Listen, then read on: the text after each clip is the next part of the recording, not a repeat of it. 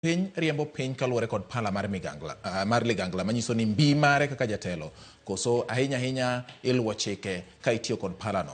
Odhiambo ni yiena mar wako wenda ma bende waserito gi lala winjo beni wasechako thuolo machuok mokalo kata kamano kaluwore kod mago ma ok nyal geng' machako sani omiyo koda ketho sa an ka kod jaod bura ma Mathare Anthony Luoch machiegni. Erokamano ahinya kendo an ka kod Charles Owino ma bende en jasiasa kendo sani bende en gi lemo machielo e sirikal masani omiyo kata kowuoyo e wi sirikal to wuoyo e wi telo ma en bende otiyone omiyo machiegni Charles. Erokamano ahinya. Twak marwa chakore mana kaluwore kod penjo mapenjo. Wachak kod Charles. Diponi kaka wasebedo e higa achiel gi dire mokalo nyaka ne piny Kenya yud loch mar tend William Ruto bang' yiero ma tarik 9 dwe mar 8 2022. Diponi iriembo piny gi teko mar ligangla mane omi jatend piny Kasarani koso oriembo piny kaluwore kod chike mag piny miluongo ni katiba. Gimo kang'e Yes. ni teko mar ligangla ni en ang'o? Niwach ligangla mimiyo ker chieng' mokao loch. Yes. En mana sign mar teko. Niwach en ng'ama rito piny. Orito piny tok piny wakende. Orito nyaka wasigu manyalo biro goyo pinywa. To gima duong' mogik en ni sirkal nyaka ti kod teko mar buch chik mar piny miluongo ni katiba, constitution marwa. Ema nyaka guide sirkal ka sirkal tiyo. To gik ma ji timo bende nitie gik moko ma seche moko bende en right mari. To nitie gik mang'eny, chike mang'eny ma bok ondike buk. To idwaro ni mondo ng'ato bed gi some moral authority sama otimo gima otimo. Nitie gik mang'eny moko ondiki ma ok inyal wacho ni mae nie buk ma kama wacho kama. But nitie standards ka koro beni ji dak kata ka koro beni ji timo gik moko. Okay. Koro an paro mara en ni sirkal tiyo gi chik mondiki, to e chiki mondiki no bende nyaka joma tiyo gi chikego observe some morality e gima gitimo. Migosi Anthony, diponi sirikal tiyo kod teko mar ligangla mar pala mano mieche mathoth moingo katiba? Mokwongo kaka ng'ama osomo chike kendo ng'ama yalo chike od bura, adwa ni mondo ang'ie e yo machal kama. Pala gi katiba gin gik mimiyo ker. Yes. To gin instruments mag power and authority. Authority no obedo defined e katiba. Ni authority momi e katiba omi under article 73 kiwacho niya omi authority mar jopiny mar mondo mi itagi e yo ma oluwore kendo yo ma ondiki e katiba to ken gimomi mar mondo iti godo e yor ang'enge. Pala momini en a symbol or ng'ama rito dala. Kidhi e piny jo-Masai tibro yudo ka wuon dala maybe oketo asere e chuny dala kata e nyim ode. Ok ong'iso ni gini en tong' monego bed ni koro buogo godo ng'ata ng'ata ma miyo gi ji manitie dala ni gin koro jomodak e luor. En gimowach ni nitiere wuon dala ni, to wuon dala ni nitiere kaka en owuon odak gi jogegi koluwore gi chik mong'eyo ni magi nyithindo manigi ratiro gi jaot manigi chike manitiere buoye. Article 10 mar katiba wacho ni ji duto kochakore gi ker gi migepe duto gi jok manitiere e bwo chik dwarore ni gi rule e yo maluwore kod katiba. Penjo mopenj ni wa rule Kenya kata en pala kata katiba en penjo ma ji osebedo ka penjore te. Ipenje e od ang'enge. Jo od ang'enge gin jok mano omiyo ng'ani muma gi pala ni. Gin gi wuon koro ne gipenjore penjo ni ka ng'ani nowacho ni executive order mare mokwongo en executive order mano dhi ketho kaka ne Uhuru Kenyatta giparo ni ne tayo piny kowacho ni chik gi gik ma jood buro wacho kata gima katiba wacho according to them ne gineno ni odhi marach. Sana ne gitajo e executive order ni. Nowacho ni Uhuru nowacho ni ok obi ndiko judges kaluwore gi katiba, obed ni chik owacho, obed ni ang'o wacho. Koro gini nomiyo ji paro moro sana arm mar government miluongo ni judiciary ni pala gi muma mwamiyo ng'ani bro rule Kenya e yo mopogore. Ok osebedo kamano. Mokwongo nitiere separation of powers, matiende ni katiba mane wandiko mar Kenya. Yes. Ne wagolore e ndalo Moi mane wacho ni ne nitiere authoritarian rule. Pala makoro miwa ni monego beni nonego beni wan e bwoye ka wan gi confidence, waonge gi luor. Koro lokore pala ma ji paro ni nyalo chuoi. Every arm of government kichako gi legislature onego beni oversight the executive. Gima nokwong tim ni pala ni kanoti kode e lwedo mar achich, to gi muma e lwedo mar acham, to gi katiba e diere ka en ni nokwongo dhi e road institutions magwa mwantiere godo mag political parties, to gi institution mar parliament. Odhi okawo joka, odhi okelo koni. Sani kore ka jo Kenya neno gimomiyo nokelo jogi koni, mar ni koro nonyalo bedo gi artificial numbers in parliament monyalo kalo godo gik moko mahinyo jopiny. Mae pala makoro ipenjo niya, warul gi pala koso warul gi muma koso warul gi gine gi chik. Wadhi wakalo housing levy ka jopiny pod ywak nyaka sani. Od doho owacho mago koro dhi okalo. Wakalo fuel levy, wakalo gik moko mopogore gi finance bill. Magi gik ma ji koro ji penjore ni watiyo gi pala koso watiyo gi chik mar katiba. Wadok sani e authoritarian rule ma kok watang' to wabro bedo gi an all powerful president. Katieko e wachno. Yes. Katiba notimo gimiluongo ni dispersing power mondo kik obed e lwet ng'at achiel. No create constitutional commissions ni kama 3 arms of government odhi orem no kong'iyo negi. The constitutional commissions kamoting'o ombudsman, to ting'o IEBC, to ting'o auditor general, to ting'o ng'awa gini, nitie kuonde ma ginyalo ng'iyonwa. Power moko nodhi okaw okete judiciary article 156, 157. Kawacho ni judicial power en mar jopiny ok mare. Okiwinj ka en koro wacho niya, people elected me to negi miya enough authority. Authority manomiyi is so circumvented and so limited. Mar judiciary cha en mar jopiny, to wache 157 niya, en marwa kaka jopiny, wamiye judiciary. Legislative power en marwa kaka jopiny, wadonate temporarily ne oluoch gini gi 290 other members of parliament, gi nominated moko biro 350. Ochako wacho niya, executive power ni wamiyi, to chako wacho ni parliament oversight ema ng'iyo pesa kaka miyi. Haya, ero judiciary no wuok odhi e state house. Judiciary mose yuare godo for almost 3 weeks koyanyo to wacho ni okabi luwo chike magu. Kochopo kacha, odhi okawo koro gimiluongo ni the pass. Owacho ni judiciary kacha wuok go kapu. Judiciary adhi miyi kia infrastructure moko ka, adhi miyi ang'owa. Seche mano miyo judiciary gi chief justice gigi.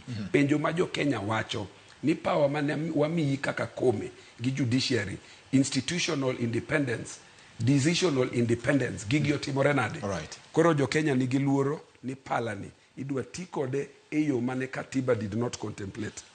Because we know, kawa winjo wacha Mheshimiwa Anthony maber en kaluwore kod wacha ma oketi mar pogruok teko ma omi thuok sirikal adek. Yes. Kod kaka jatend piny osebedo ka wuoyo. Wanyalo wacho apani kata ni winjo ka jatend piny wacho ni uparo ni pala mano miya go nono. Mano wach ma samoro ji nochako penjore go, dipo ni jatend piny nitie kaka dwa chako saro bede sirikal mamoko gi pande ni. Yes, ayie ni nitie separation of powers. Yes. Legislature nigi role, executive nigi role, judiciary be nigi role. But every time ka gimoro timre, kaka sani iwinjo ka mheshimiwa wacho ni gikalo housing levy, gikalo fuel levy, gikalo finance bill. Josebet ka wacho ni cost of living ni malo. Sama cost of living ni malo, ng'ano mabedo blamed? En president ema bedo blamed, which is the head of executive kendo ene president, kendo ene momiye powers. So as much as jogi are independent, but ingeni government matiyo has its manifesto. Gimwanyalo mana wacho en ni government nyaka luw chik kodwa timo gimotimo. And reason momiyo ineno ka seche moko ng'ama dwa bedo president temo kabisa mondo obed gi members of parliament mang'eny, ma chike mang'eny iloso i parliament. Kata mana kidwa loko chik en mana bunge moluoch giri nitiere. To gimomiyo ineno ka ng'ata madwa bedo president temo mondo obed gi parliament majority. And because ka en gi majority e parliament to nyalo yudo his way kopo ni joma are in the opposition want to stop his way. For example, president nigi manifesto mare. Nowacho nobro timo affordable housing. Nowacho weche mag agriculture and so on and so forth. Tibro nwang'o ni sometimes joma ni opposition nyalo devise a method kata na through parliament kanyo kagitin, kaging'eny moloyo sirkal to block any nwachen democracy kagidhi magidagi kalo chik gine maging'eny asto bang'e gibro wacho ni riambo seche te itimri nadi iriambo nokitimo gigo. And mane omiyo nwang'o ka president nyaka tem matek mondo obed gi majority. Inyalo paro higa 2007 kane nitie election manokelo post election violence cha ni neno ka jok makoro ni longo no opposition jo ODM against jo PNU ninwang'o ka jo opposition ne nigi ji mang'eny e bunge moloyo sirkal. Ineno ka sirkal otemo kabisa magidhi magikawo party mar jo opposition mar Kalonzo Musyoka magilosogo coalition, Kibaki olosogo coalition mondo obedi gi majority moloyo the opposition. So what happens and the moment the state the president sitting president party mare nigi majority moloyo opposition, there are so many things monyalo timo on his way. To mano is democratic, mano is allowed, no nyalo timo such things ka parliament okalo, like koro luoch gini ywak but okne gin majority joka nologi gi kura kendo president ochako dhi mochako tiyo nyaka gi some of their members mabe ochako dhi ogo kura ne government on the side mar ruling party. So inwang'o ni interest mare the moment magisekalo gi i parliament, gisekalo housing levy, gisekalo fuel levy, gisekalo finance bill, ok ginyalo wacho ni president tiyo gi ligangla. Gima nyalo timore marach en ni kopo ni for example doho odagi chik, doho kalo ni gima kama sirkal ok nyal timo to sirkal odhi otimo, then mano bro bedo marach because gima sirkal nyaka tim en ni kopo ni there is a court order matamo gitimo gimoro to they either stay that order or the case bedo hard to the end of it mondo room. So gima wacho en ni as far as I'm concerned, yes, the majority in parliament supports maybe interest mar government kata kokudwar maokalo kaka finance bill, fuel levy kata housing levy, then okinyalo wacho ni president yogi agoko. Okay. And also president bende nigi right mar go koko as a human being. Onya go koko to gimonya timo beste moko onge because kata ko go koko to judiciary odagi ango timango. Itemo wacho ni gima jatend piny wacho ni ma en gima singo mana miyo jo Kenya kinde ma campaign ni manifesto mara. Yes. Wach marot ni udwani jo piny udwani mondo atime koso kiko atime adhi time nikech wacho ni mondo atime. Ma en ana go koko onge gimo nyalo timo kopo ni do odagi. No. Kado hotame. Yes. I can assure you. Kado hotame. Mano mineno ka Oluoch is concerned. Ni president odhi wuoyo gi chief justice. So joma ni opposition kaka Oluoch ma prepare mondo gikaw sirkal higni mabiro kaka gidwaro mondo gikaw sirkal 2027 nyaka gibe giti matek mondo gik ma president ochikogo otem mondo kik otimgi mondo gisaduto giwacho ni president oriambo seche te otimre nadi oriambo miyo gi some impetus. Omiyo sama gineno ka president owuoyo gi chief justice nyaka gibed worried wach gipuro penjore ni ang gibed ni president ni o convince this chief justice behind the doors momiyo koro kar mondo doho otamre gik ma ji otere court because ing'e ni gin arguable and maybe Oluoch feel as a lawyer maybe o feel ni the facts magi present before parliament onge kaka sirkal nyalo win in court. Omiyo ka gineno ka mano timore but judges okofuo wan gi experiences wan gi nyalo paro ndalo mano tim vetting of judges ndalo gisheru ineno ka judges mang'eny ma very senior ma respected bosire gini lost their cases. So I'm sure ni kata muna judges kama gibeti ging'eyo ni they must rule in accordance to the rule of law, because ing'eni permanent governments are not permanent. So koponi maybe i rule outside the law to some few years to come, kata mana president sani president nyalo mana tiyo for maximum of 10 years. President ok nyal tiyo more than 10 years. Kibaki nchotieko, Uhuru nchotieko, Ruto be kata odhi mana second term, obro tieko an ng'at moro bro biro. So joma ni a government gin joma will always try to be very careful mondo gi make sure ni gi protect their future, so that king okinya wacho ni I was given instructions, ngama no me instructions onge. So the fear molwach nigo is okay, but so far as I'm concerned up to now pokaneno kama sirkal otiyo gi pala. Wakili, magi gin bede sirkal adek. Gik adek gi sirkal ma telo maduong' mar sirkal ma en executive gi judiciary gi legislature ma en od bura owinjo bed ni gitiyo mopogore koso nitie kama ginyalo riwore kamoro achiel, maka samoro jatend piny obiro wuoyo gi speaker mar od bura ma intie, kata speaker mar od bura mar senate, kata chief justice ma en jatelo mar doho. Nitiere luoro moro mowinjo bed ni bedo koso en ng'ama temo keto sirkal mondo otie twech achiel mar kelo lokruok mapiyo ne jo Kenya? Luore gi context en ga very important gi circumstances ma inform katiba to wacho ni gigepe mag serikal gi gin separate but interdependent. Matiende niya ginyalo tiyo together for the benefit and the interest mar jo Kenya. Nitie moro matije en ni manifesto ne giwacho gidwaro implement, to mondo implement od bura nyaka dhi through gik magiwacho go mapog negi pesa. Pesa moro maginyalo dwaro wawacho ni pesa ni okonya miu nikech kama policies mukelogi mar budget policy statement okambatana gima. Bange kwasechiwo watimo negi oversight. Judiciary nyalo tiyo kodgi to the extent judiciary also requires parliament mar mondo omigi pesa. To bende judiciary onego beni ng'eyo ni seche ma serikal nitie gik monego gi implement. So nitiere gimoro miluongo ni activist judiciary. Orach ka in gi an excessively activist judiciary, ginyalo dhi kalo tong' makoro gikalo chike miwacho ni gin over excited. Migawo mar doho mothira thira gik moko.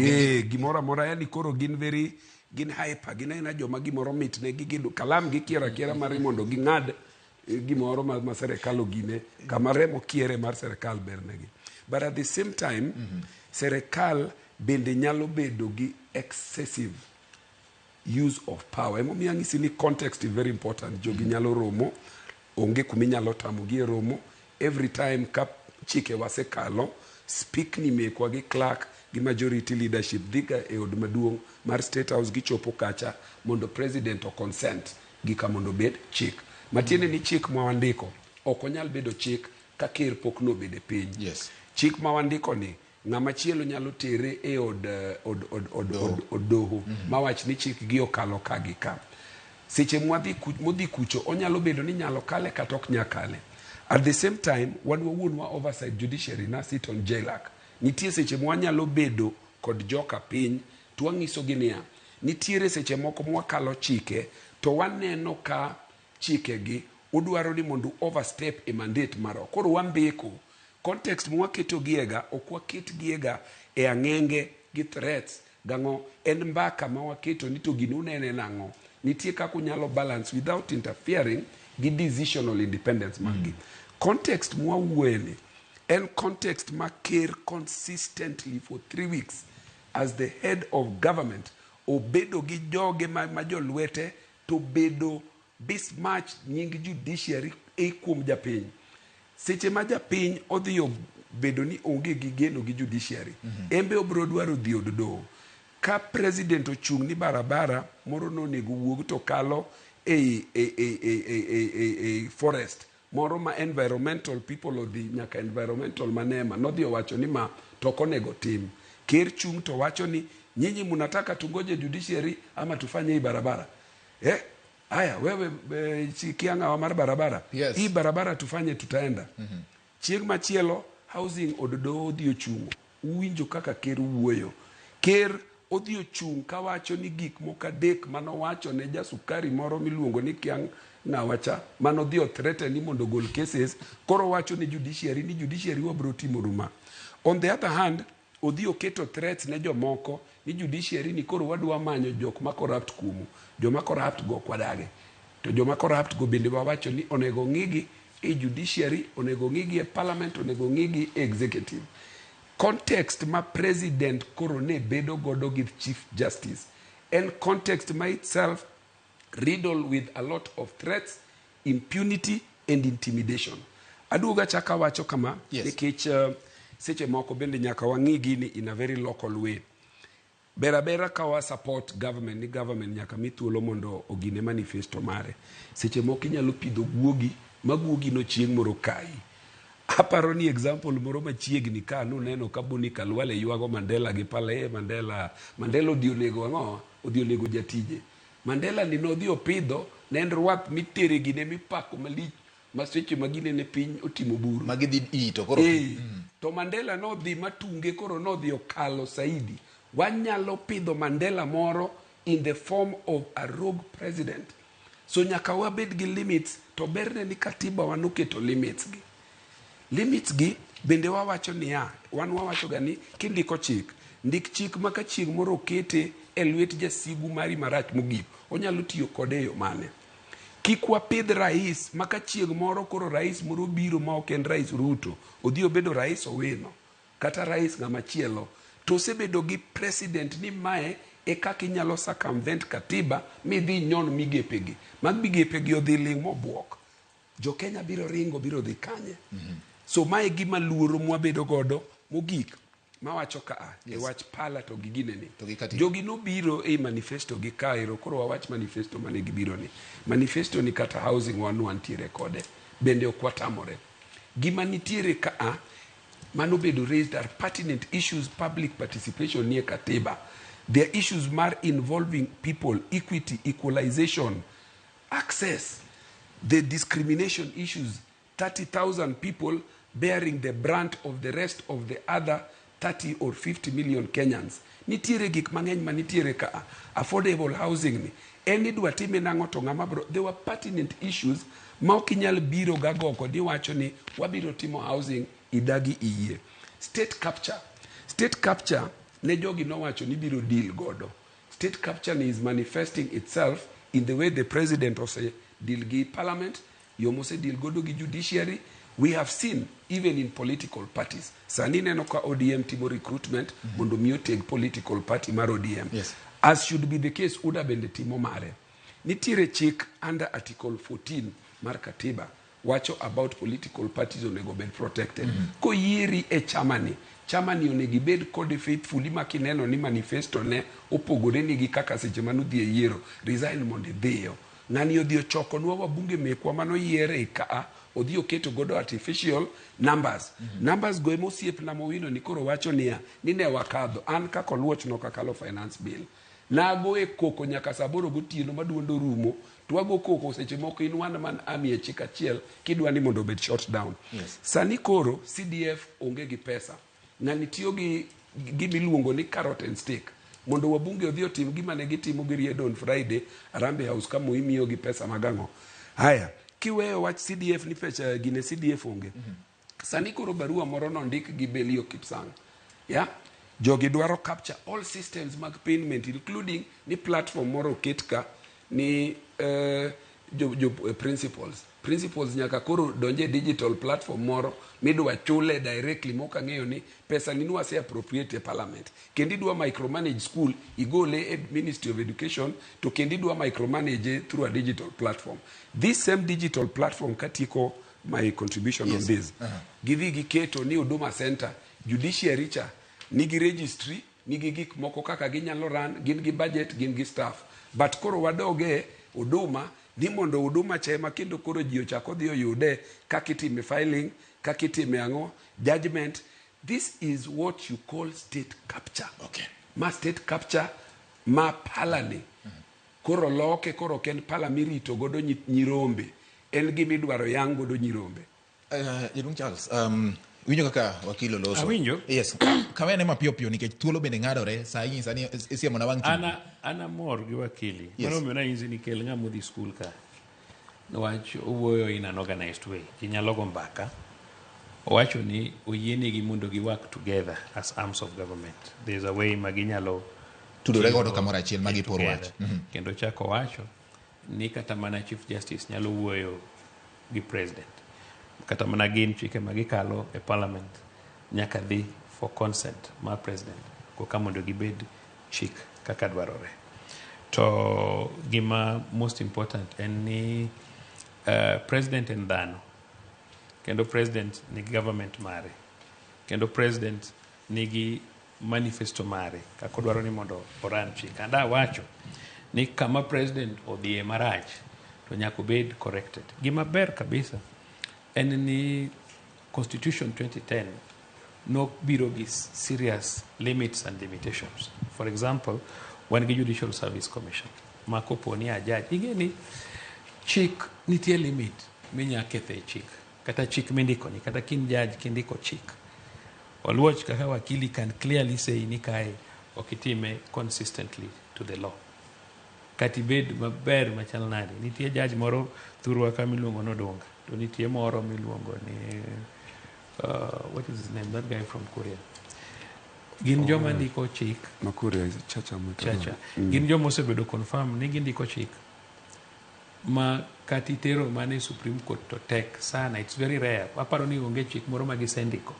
Ma kata Supreme Court osewito oko. Gin a few people minyalo mention. So it's easy to tell ni judge ni ondiko chik ni marach. Omiyo any judge manyalo dhi in bed with government against the law and ngama is not safe. And I don't see why Oluwa should be worried because ka judge ondiko chik. Dok samoro ji bedo worried. Just a minute. Ka judge ondiko chik. We interject matin mondo ikawe kanyo. Samoro ji bedo worried nikech gini timore sani by the time obro dhi e doho ma ng'ato fwenyo ni gini chuyudo ka gini nosetimore so sainyo ng'ato kata jogi are very brilliant. Kendo giluwo gigi very very closely.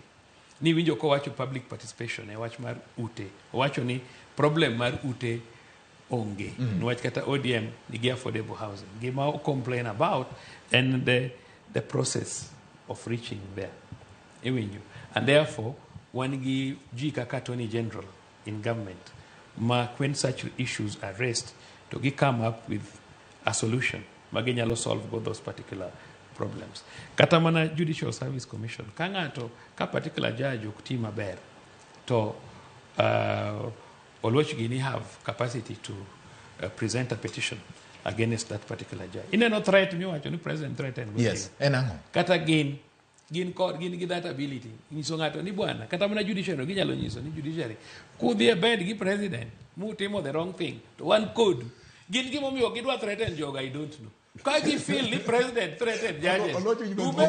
Shida kuma nitie. Ubende adwar ka threat ni nyalo miyo judge. Ka threat mu wacho ni president miyo judges. Yes. Nyalo miyo judge the rule favorably to him. I feel ni jogi bende Uripochis judges. Shida ni kanyo no. We bondi. They get different arms of government. Yes. Iwash ni bas executive owachonu ni bro deal kodu. Koro aneno ka ubro dog side by judiciary. Yes. Wabende warito kutemo because want to be mwachiwo pesa e government ka wan allocate pesa. Kutemo to bro tero ukanye JC unless systems mag sirkal otimre nadi or collapse, then inyalo wacho ni such issues can come up. But gima dwa ni mondo understand then ni president and human. Let me tell you. Kata mane odi. Wach moro marach kabisa. Kata mane odi. Kata ano sani kana nyalo bedo president. Enani hikakoro di mang'eny. I may not reach there. But kata mane odi sometimes inyalo suspend the house constitution. Kineno ka ji dwa bedo rogue. But it is not legal mondo president to suspend the constitution of the country. But at times, the nyalo misbehave to an extent. Gik moko timre piny ni. Again, all watch anywhere about constitution. To sama demonstrate, giwango ndara, to giloro ne mtokni, to giwango mtokni, madhi Kampala. To sechego suspend the constitution. Okay. Oloja nige watch kwa kuma hii penyo ni shida ni kanya. Ingeni wawacho gania. Inyalo golo ng'at Islam to kinyal golo Islam kuom ng'ato. Kinyalo golo madhare to kinyalo golo madhare kuoma. Shida kuma nitiere en nyalo golo owine police to golo police kuom teke obi winjo koneno yot mar mondo mi president obed ni owe katiba otigi sword mondo threaten ji mane kuma shida nitie we atieki wewe develop point mane maber adebe amalinga okiwa atieki dongore kakawe kuomi inyalo golo police to golo police kuom tek the same thing ni inyalo golo Ruto e gide mar Moi to golo Moi kuome mane student mar Moi to Moi no rule for those many years in the manner mangani koro sneak godo gik mileno koro timo. The problem en mano nino wakao ngato mane waketo mako believe e katiba ni gi chike gi checks and balances gi. So unless watimo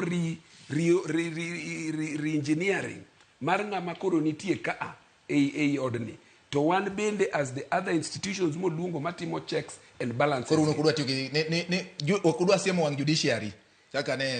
Judiciary there is a system misiemo godo wange. There are checks for rogue judges ni Judicial Service Commission and there is an appellate process. The way minyalo question godo decisions ma court is not go to the roadside. Timio japiny dhi chayo od dowo. Japiny yalo weche beti jok manogore jomotimore nade joangenge jomokwilo to gineno ka president already osewacho ni maga takataka okabifuato gigana dwa timo gima dwaro. Wagolo ngani kuom gine to golo Moi kuome. Ngama no kubiligo katiba ni. The way makoro wadwa gole ka police to police to kinya golo kuome. Mane shida kumaniti. Jogi no dagi gola ka police ne giduoko. Asto giloro Nakuru ombe wach. Iwinjo. Yes, tieki jidu. President magi wacho ni manyathi jakom moloyo nyathi moramora nyathigi owadgi kabisa mayot. Adinge gima ber na gi jogi. Ni kanyia history ma Kenya ka since Kenya ne chakre kata since Moi. Yen Moi no tueyo jatend party gi. Bange jatend party gi ngama riek no dhi mobedo piny gi Moi mochako bedo secretary general mar party no. Mochako bedo waziri kuro. Moloso mwandu modhi owinjre gi joka ma joko dhi ong'e odhi convince Saitoti gini gi jomoko ka makamo ipocha Jakom no selal gi joge kate modhi oketho go piny moyombo candidate ne iwinjo kendo nyocha kendo ka gidwa dhi the other konyocha kata mana kawane gine mar system mar Kibaki ko wachno kwal kura donge neno gima ne ji otimo ma pinyo kethore ma kendo jogi ochako tiyo together. Sani mar Uhuru bende koro nyocho no weche ne okwadwar kabisa.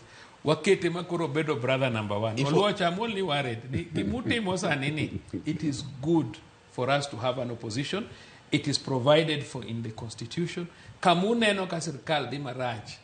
Just do it logically kakutimeno nwacho kwanyal ketho our country. The solution mawacho and simple. Ni kopo ni nitie shida. Iwinjo kopo ni nitie angowa shida ni kata gi feel ni judiciary bedo threatened. Gibe ngisa se judiciary no bro romo jesi. To piny ni bro de maber. Inge ni gigi kingi yo maber jo siasa gi. Jogi osiepe. En manangera gimwadwaro and the country must move forward. Wakony president mondo implement manifesto mare mondo luoch gini ko succeed 2027. To ginwanka the country has grown. Ginwanka gope wachulo everything otimbre maber. Mondo gin koro kaka donjo sirkal gina nyanywe to piny dhi mbele kok ing'eni gima ber ni iwuodo luoch bro kendo nyara koro kata kan kocha chima ko luocha onge wach atieko kaka wacho kama serikal mar Kibaki en serikal manodonjo kakore kawaketo katiba and it was the most litigated Guinea against decision mark president and I warned that was the peak of ndalo manatimo constitution mar Kibaki mar Uhuru. No, I can tell you, during the time Margine, there were so many decisions. Topic ni wawacho getieko kawacho kama. Ni bedo ni ngato itere dowo to dowo check gik motimo. It's not a bad thing. President Ruto should let these institutions work and where a decision goes against it, drop him. and go to the next one. Housing is not the only Ruto thing. seti mama bero watch the NTS sirkandi kita mo judges gine mit Charles ka chamo muma Ruto kelo judges mo chamo muma gina wacho ni mit wabro duogo chelule gini oduga gini oluwacho kiwacho ni Ruto ngama ber seche te en ngama ber erokamano ahinya kuom ketera tim Catholic Nyasaye maber seche te omiyo gi kinde ni to wae gi ka nikech thuolo mar wa mar bedo studio rumo pot gi pa kendo erokamano ahinya ne Charles Owino Wahongo kuom biro e studio kendo twakera til erokamano ahinya mheshimiwa Anthony Oluocha ng'eni jo madhare pod nikodi gi geno mar chopo kendo chung' ne gi od bura omiyo gi thuolo ni nyakora Ramogi in bende mine kikaw wang'i kendo iketo e ratil giti bende miyowa pot gi pak Nyasaye mondo obed kodi waro kodi thuolo machielo nyinge George Bati.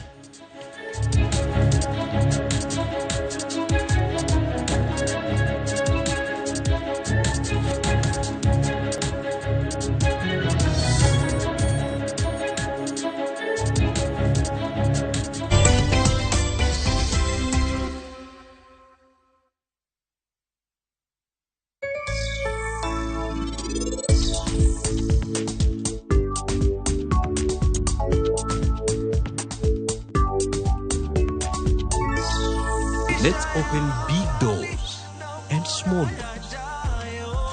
KCB ni yetu. KCB is mine. KCB ni yangu. KCB ni yetu.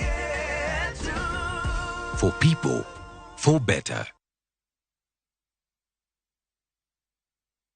Ageno ni ano kawiro makeup mang'enya ahinya. Angadio ni nitiere nyako kae momori ahinya. Introducing Kundali Bhagia in Luo. This is a story of two sisters who lost their father, and in their quest to find their mother in another town, they find love. Anaere ainya Prita. Tokendo gimora more wi mora. Enjoy this romantic drama of Kundali Bhagia in Luo on viewsasa.com. Mano ber ahinya. Era mit, era odak e kindwa.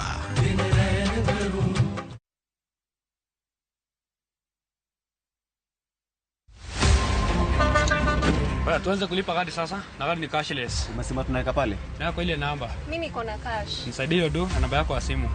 Nakusote. Kama wewe ni abiria wa matatu, iwe safari fupi au ndefu, hakikisha umelipa nauli yako ukitumia fomu za kidijitali. Hakikisha umepata risiti yako kwa simu yako in case kuna issue na unahitaji kulipwa na insurer. Risiti yako, yani your digital receipt, ndio ushahidi wako. Kama mmiliki wa matatu, unahitajika na mhudumu wa bima kuwa na njia ya malipo ya kidijitali iliyoidhinishwa ili kuwezesha matatu yako kupata bima.